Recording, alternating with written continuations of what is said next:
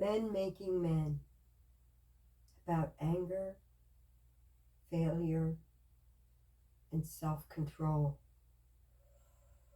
about losing and getting back up. Oh, if my son were listening, I'd tell him this first. You are going to fail. You're going to mess things up.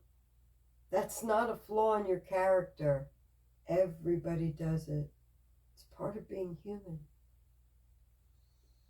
What matters isn't whether you fall, it's what you do after you realize that you have. Yes. Anger will visit you. Sometimes it'll feel justified. Sometimes it'll feel righteous. But anger is a terrible decision maker. Pause before you react. Not because you're weak, because strength knows to wait.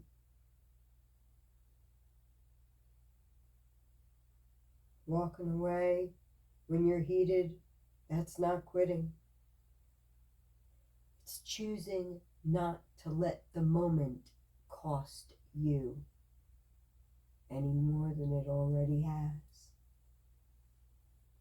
Your reputation, your relationships, or your future.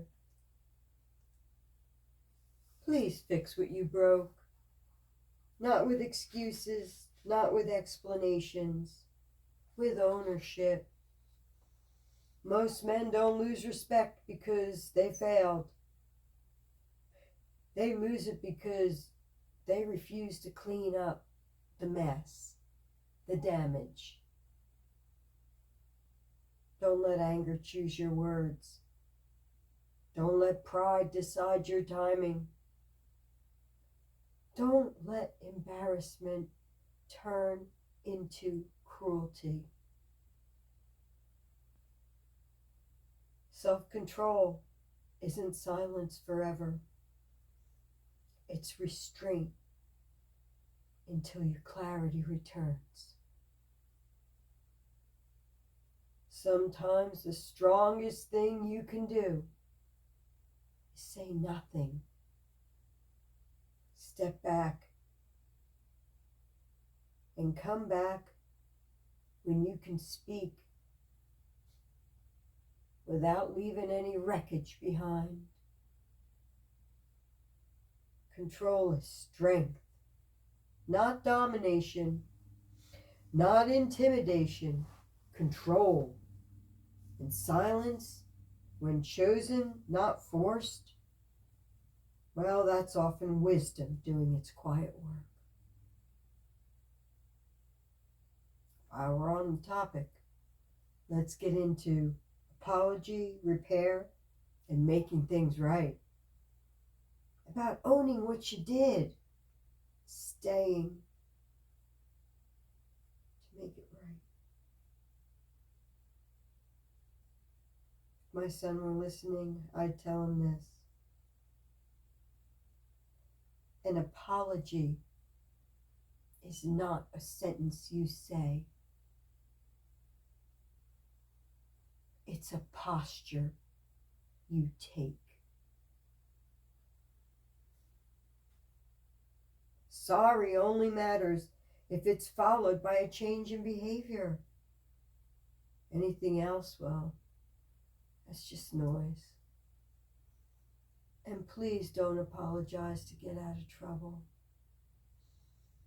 Don't apologize just to end a conversation. And don't apologize if you're still defending yourself in your head. If you don't mean it. A real apology starts with ownership. Not qualifiers, no buts, no explanations meant to soften the blow. How about I was wrong. I hurt you. I see it now. But you can't say you're sorry if you don't know what you're sorry for.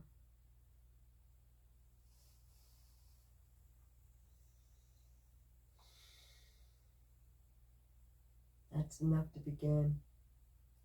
Repair takes longer than damage. And that's not unfair. That's reality. Sometimes trust doesn't come back quickly. Sometimes it doesn't come back at all. And that doesn't mean your apology failed. Making things right isn't about controlling the outcome. It's about taking responsibility for your part and letting the other person decide what comes next. If you broke something, help rebuild it. If you can't rebuild it, don't resent the loss. That's part of the cost of growing up. Don't demand forgiveness. Don't rush healing. And don't disappear just because things got uncomfortable. Staying matters.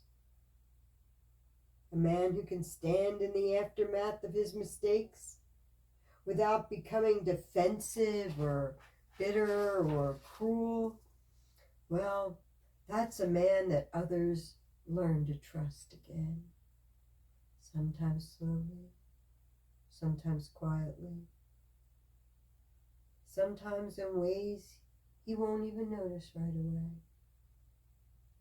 Repair, it's rarely dramatic, but it's consistent. You show up differently. You speak more carefully. You listen longer than feels fair. Well, you let actions carry the weight that words can't anymore. That's how things are made right. Not perfectly, but honestly.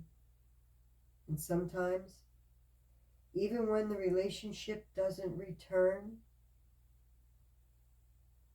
you still do. You walk away changed, more aware, more grounded, and less dangerous to the people that you love. That's not failure. That's formation. A good man isn't the one who never breaks things. He's the one who doesn't run when it's time to repair.